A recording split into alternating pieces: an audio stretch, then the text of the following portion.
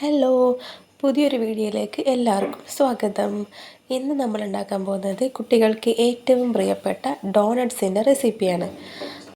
1/2 cup ഇളം ചൂടുള്ള പാലിലേക്ക് 1 ടീസ്പൂൺ ഈസ്റ്റും 1 ടേബിൾ സ്പൂൺ പഞ്ചസാരയും 1 വലിയ എഗ്ഗും ചേർത്ത് നന്നായിട്ട് മിക്സ് ചെയ്ത് ഒരു 10 മിനിറ്റ് നമുക്ക് റെസ്റ്റ് ചെയ്യാൻ വെക്കണം. ഞാനിവിടെ യൂസ് ചെയ്തിട്ടുള്ളത് ഇൻസ്റ്റൻറ്റ് ഈസ്റ്റാണ്. ഇത് നമുക്ക് ഡയറക്റ്റ് വേണമെങ്കിലും മൈദയിലേക്ക് ചേർത്ത് കൊടുക്കാം. പക്ഷേ ഏറ്റവും നല്ലത് നമ്മളിങ്ങനെ ഫെർമെൻറ്റ് ചെയ്തെടുക്കുന്നതാണ്.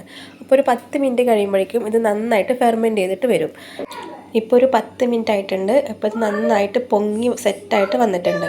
ഇനി നമുക്ക് ഡോണട്ട്സിൻ്റെ മാവ് തയ്യാറാക്കി എടുക്കാം. ഇതിനായി ഞാൻ 2 കപ്പ് മൈദയാണ് എടുത്തിട്ടുള്ളത്.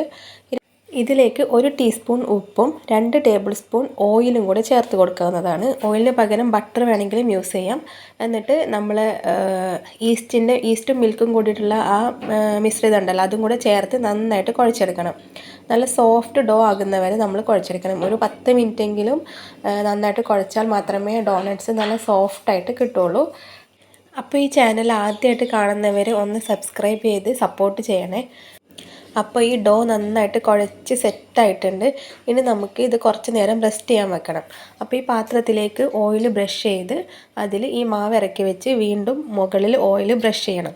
ഇത് മാവ് ഡ്രൈ ആയി പോവാതിരിക്കാൻ വേണ്ടിയിട്ടാണ് നമ്മൾ ഇങ്ങനെ ചെയ്യുന്നത്. അതുകൊണ്ട് നമുക്കൊരു 2 മണിക്കൂറൊക്കെ അതൊരു വാം ആയിട്ടുള്ള പ്ലേസിൽ കീപ്പ് ചെയ്ത് വെക്കാം. അപ്പോഴത്തേക്കും ഇത് നന്നായിട്ട് പൊങ്ങി സെറ്റായിട്ട് വരുന്നതാണ്.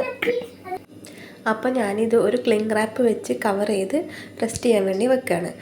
ഇപ്പോൾ ഒരു 2 മണിക്കൂർ കഴിഞ്ഞിട്ടുണ്ട്. ഞാനെടുത്ത് നോക്കുമ്പോൾ മാവ് നന്നായി പൊങ്ങി വന്നിട്ടുണ്ട്. നമ്മൾ ഇനി അതിൻ്റെ എയറൊക്കെ ഒന്ന് ജസ്റ്റ് ഒന്ന് പ്രസ് ചെയ്തിട്ട് അതിൻ്റെ എയർ കളഞ്ഞെടുക്കുക. ഒന്നും കൂടെ ചെറുതായിട്ട് കുഴച്ചെടുക്കണം. അധികം പ്രഷർ കൊടുക്കാതെ ഒന്ന് സോഫ്റ്റായിട്ടൊന്ന് കുഴച്ചെടുക്കുക. എന്നിട്ട് നമുക്കിത് പരത്തിയെടുക്കാം. പരത്തിയെടുക്കുമ്പോൾ നമ്മൾ ശ്രദ്ധിക്കണം, ഒരുപാട് പ്രഷർ കൊടുത്തിട്ട് പരത്തിയെടുക്കരുത്. നമ്മൾ സോഫ്റ്റായിട്ട് തന്നെ പരത്തിയെടുക്കാൻ ശ്രദ്ധിക്കുക. എന്നിട്ട് നമ്മൾ ഡോണട്ട് കട്ടറോ അല്ലെങ്കിൽ എന്തെങ്കിലും കുപ്പിയുടെ മൂടിയോ എന്തെങ്കിലും വെച്ചിട്ട് നമുക്കിത് കട്ട് ചെയ്തെടുക്കാവുന്നതാണ്. ഈ കട്ട് ചെയ്ത് കഴിഞ്ഞ് ബാക്കിയുള്ള മാവ് നമുക്ക് വീണ്ടും കുഴച്ചെടുത്തിട്ട് വീണ്ടും പരത്തി വീണ്ടും ഡോണട്ട്സ് ഉണ്ടാക്കിയെടുക്കാം. അങ്ങനെ നമ്മൾ ആ ഡോണട്ട്സിന് ഒരു 10 മിനിറ്റ് ഒന്ന് റെസ്റ്റ് ചെയ്യാൻ വെക്കണം. അപ്പോഴേക്കും അത് ഒന്നും കൂടെ ഒന്ന് ഫ്ലഫി ആയിട്ട് വരും.